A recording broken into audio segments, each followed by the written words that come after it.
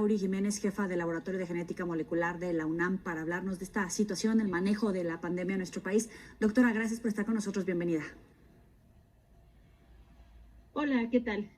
Primero que nada, nos gustaría que usted, con la facilidad para explicar los temas más complejos, nos pudiera acompañar en esta mesa de trabajo, justamente para conocer cómo se evalúa el desempeño de las autoridades para manejar la epidemia, porque de repente escuchamos que la curva ya se empezó a aplanar, se comienza a hablar de fechas de reapertura para el 17 de mayo, para junio, otras más para julio. Sin embargo, nos dicen que no era el 6, que no es el 7, sino el 8, el pico máximo. En realidad, ¿dónde estamos parados?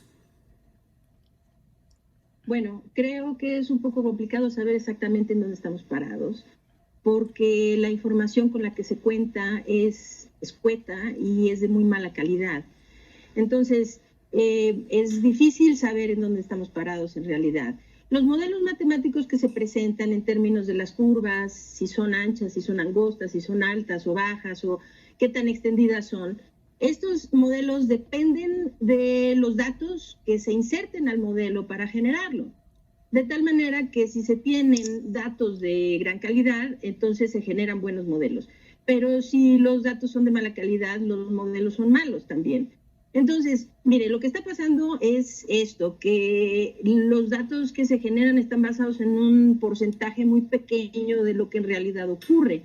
Es decir, que se ve todo a través de un lente muy pequeño, en donde se ve una proporción pequeñísima de los realmente de los contagiados real, ¿no? Sí. Se están haciendo en nuestro país muy pocas pruebas diagnósticas y el esfuerzo está centralizado principalmente a hacer pruebas a quienes están hospitalizados y a quienes están hospitalizados principalmente. Los que no están hospitalizados, que tienen pruebas, son aquellos que llegaron a los centros Centinela, ¿no? O sea, las USMES de Centinela en donde se hicieron las pruebas. Pero realmente no se está llevando a cabo ningún esfuerzo para hacer pruebas de manera más generalizada, ni siquiera en los sitios en donde hay brotes que se sabe que son de importancia, como la Ciudad de México.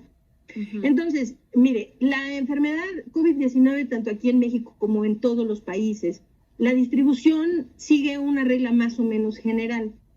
En diferentes países hay variaciones pequeñas en términos del porcentaje, pero es una variación menor, ¿ok? La distribución de la enfermedad es, en términos generales, la siguiente. Es decir, el 80% de quienes se enferman de COVID-19 padecen la enfermedad de forma leve o incluso son asintomáticos. Esto es el 80% de quienes se enferman. Sí. Ahora, de los que restan, que es el 20%, 15% de ellos tienen una enfermedad suficientemente grave que requiere hospitalización.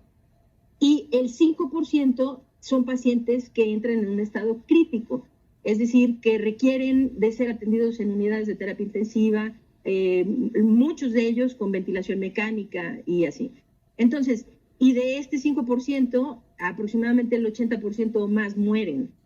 Entonces, fíjese, si lo que se hace es hacer la mayor parte de las pruebas en los pacientes nada más hospitalizados, esto quiere decir que se está viendo nada más aproximadamente el 20% del problema. La última vez que en las conferencias de prensa vespertinas se hizo algún cálculo de esta cifra, se decía que de los asintomáticos, o sea, de la gente que tiene la enfermedad, no presenta síntomas o que presenta síntomas muy leves de la enfermedad, uh-huh. En realidad los números que se están dando, las cifras que se están dando, solamente alcanzan a percibir el 10% de ellos. Y según lo que nos dicen, se ve el 100% de los hospitalizados. Doctora. Entonces vamos a asumir que esto es... Ajá. No, continúe. Digan. Sí, vamos a asumir que esto es cierto, o sea, que el 100% de los hospitalizados son diagnosticados y que solo el 10% de los asintomáticos. Bueno, pues los números que se dan son una pequeñísima fracción del problema real. ¿Por qué es importante? Esto no le queda muy claro a la gente, lo puedo ver en las respuestas que se reciben en redes sociales, inquietudes de la población, que deberían de ser resueltos de manera transparente. La gente pregunta, bueno, pero ¿por qué queremos saber? si los asintomáticos y los leves, ¿por qué queremos hacerles pruebas? Bueno, queremos hacerles pruebas porque ellos contagian a otros, ¿ok? Y cuando no se sienten enfermos, es decir, los que ya están en el hospital ya están postrados, ellos ya no están contagiando, sí, o sea, por mucho estarían contagiando al personal médico y a los otros enfermos que están también hospitalizados. Pero el problema real es que, más grave, es que la propagación la empujan los asintomáticos. Ajá. Es decir, aunque usted no tenga síntomas, usted, si está infectado, usted puede contagiar a otros. Entonces, la gente asintomática, pues precisamente porque no se siente enferma, pues entonces deambula pues, de manera relativamente normal y entonces infecta a otros. Este es un problema muy grave.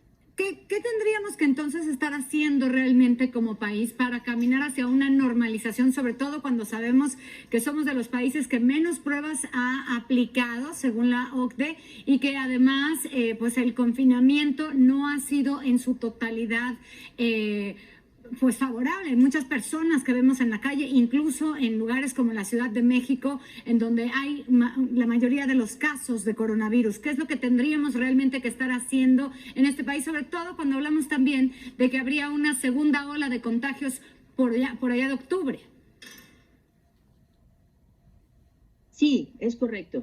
Y mire, es muy importante esto, que para hacer estos cálculos no es necesario el ojo de buen cubero. O sea, existen estadísticas, existen datos serios que nos dicen esto. Vamos a decir en las redes, si una persona se relaciona con gente que todos se quedan en casa, entonces percibe que todo el mundo está quedándose en casa.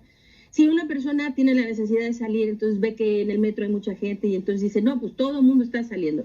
Afortunadamente se tiene manera de saber estos datos con bastante certidumbre, ¿no? O sea, con bastante precisión. Entonces, vamos a poner, Google tiene sus estadísticas de movilidad de población que son, en mi opinión, las que mejor estiman la movilidad de las personas en los diferentes países. Nada más para tener una idea. Las últimas estimaciones de movilidad de Google hablan de que en México, como a nivel nacional, ¿sí? Nuestra disminución en la movilidad es más o menos del 45 al 47%. Esto es terrible. O sea, que se ha disminuido muy poco la movilidad. Sí, vamos a hacer un comparativo. Francia, que ya más o menos le comienzan a permitir algunas actividades en su país, su movilidad, la disminución en su movilidad es más o menos del 76%. Ajá. De cualquier manera, ellos están presentando un problema muy, muy grave, ¿no? Muy grave. O sea, Francia al día de hoy está presentando arriba de 170,000 contagios, más de 25,000 defunciones. Ajá. Y ellos sí están pudiendo aplanar la curva. Ahora, esto lo tienen a pesar de que han hecho por arriba de 1 millón de pruebas.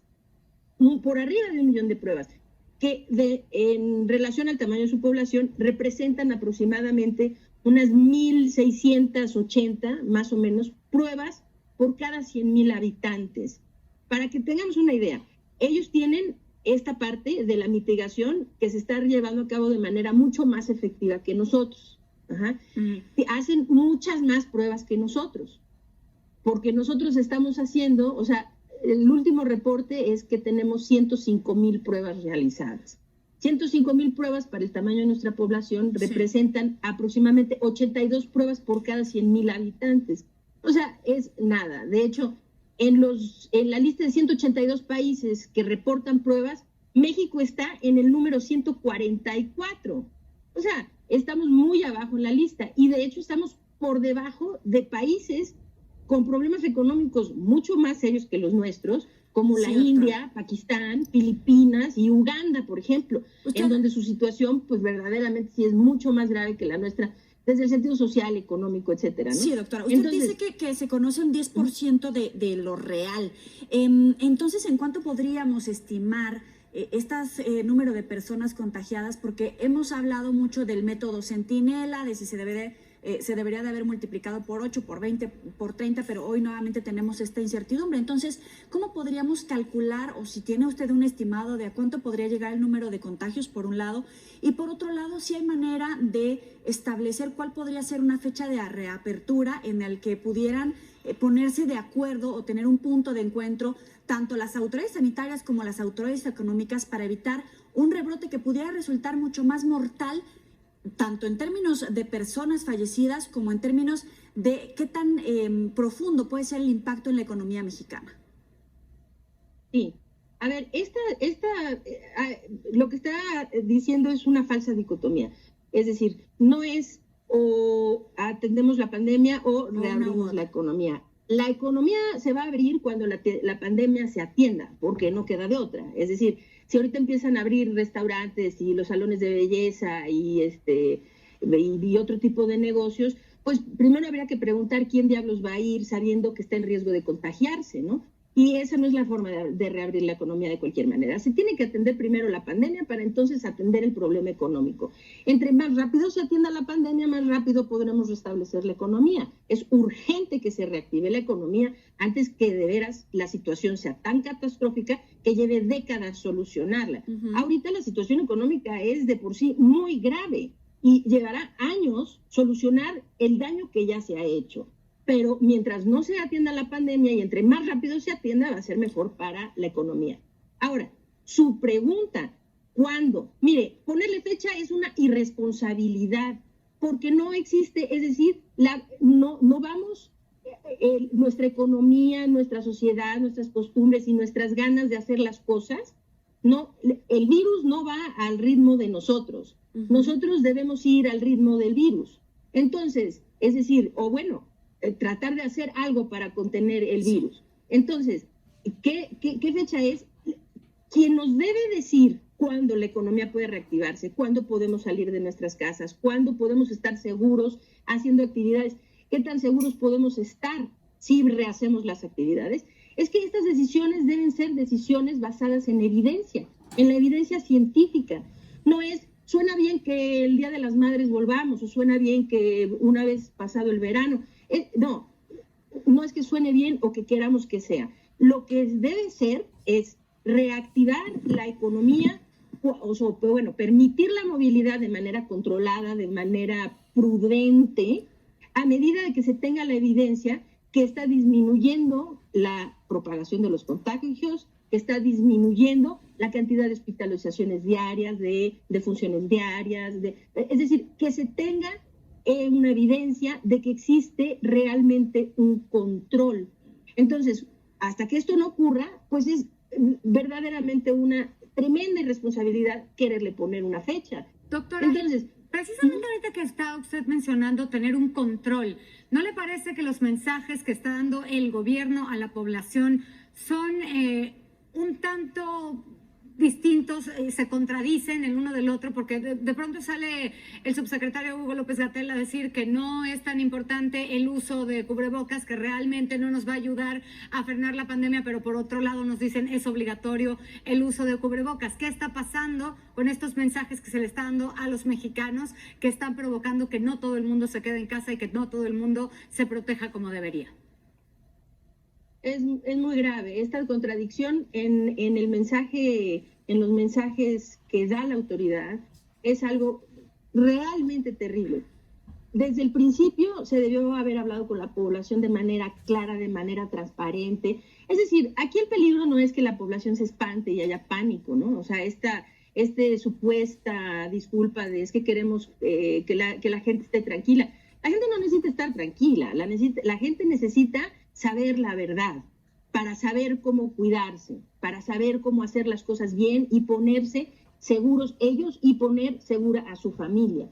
Entonces, sí, esta vacilación entre, los cubrebocas no sirven de mucho o no sirven de nada, porque también se dijo eso, ¿verdad? Que no servían de nada. Esto es muy grave. Ahora, se da vuelta atrás en muchos estados, ya se hace obligatorio el uso de los cubrebocas, qué bueno por ellos. En la Ciudad de México se instituye en el metro primero, después se trata de hacer de forma más amplia. Todas estas medidas las aplaudo, qué bueno que se hagan. Todas se hicieron tarde, ¿no? Y todas se hicieron lastimosamente después de haber tenido una gran vacilación, ¿no? No sirve haciendo burla de quien sí trae un cubrebocas. Entonces a mucha gente en la población se le queda eso en la mente. Alguien dijo alguna vez, no alguien, sino el doctor Hugo López-Gatell, que es el encargado de controlar la pandemia en nuestro país, Él dijo que los cubrebocas no servían de nada, entonces ¿para qué me lo pongo, no? Entonces, esto lo mismo como con los portadores asintomáticos, ¿no? Cuando él repitió, después de que la evidencia científica ahí estaba publicada en las mejores revistas internacionales de ciencia, él continuó insistiendo en que los portadores asintomáticos no transmitían la enfermedad. Entonces, ¿qué mensaje le da a la población? Le da a la población, si usted no se siente enfermo, usted no se preocupe, no va a contagiar a su abuelita, usted puede ir al asilo de ancianos a visitar, no importa, porque usted no contagia, puede ir en el súper y puede estar sin cubrebocas y sin tener ningún, porque mientras no se sienta usted enfermo, usted no contagia. Claro, el mensaje es contraproducente al esfuerzo por disminuir, ¿no? Entonces, ni siquiera vale la pena especular por qué, ¿no? Lo cierto es que es así.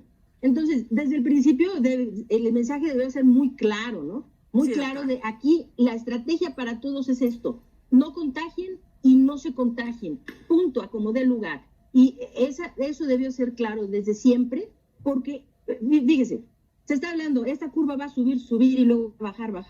No, bueno, eso es una falacia.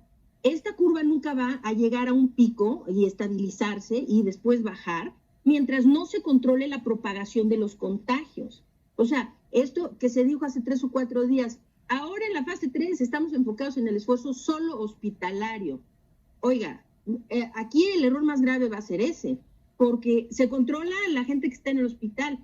Sí, pero mientras no se controle el origen de esas personas, es decir, mientras más gente siga infectándose y haya más contagiados y más, pues esto es el origen de que va a haber más hospitalizados y más muertos. Entonces, se controla esto, no va a haber cantidad de aviones que vayan a China a traer cosas, ni de ventiladores que se puedan comprar, ni de médicos que puedan ir a traer de otro país, si permiten que se siga contagiando la gente. Así es, doctor. Y la mitigación no sirve para controlar esto en el 100%. Se tienen que tomar medidas de contención, o sea, rastreo de casos y pruebas diagnósticas. Muy bien.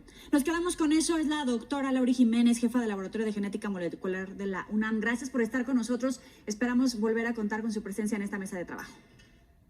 Claro que sí, muchas gracias. Fue un placer. Hasta luego.